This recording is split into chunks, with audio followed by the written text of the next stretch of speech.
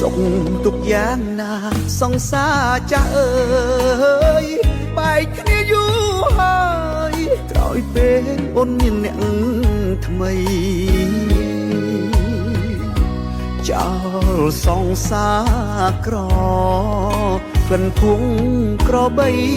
ស្រវាអ្នកថ្មីព្រោះតែដុល្លារឃើញគេកាន់ស្គរចន្លោនលេងអូនដូចកូនក្មេងវែងហត់លោតឆ្លេឆ្លា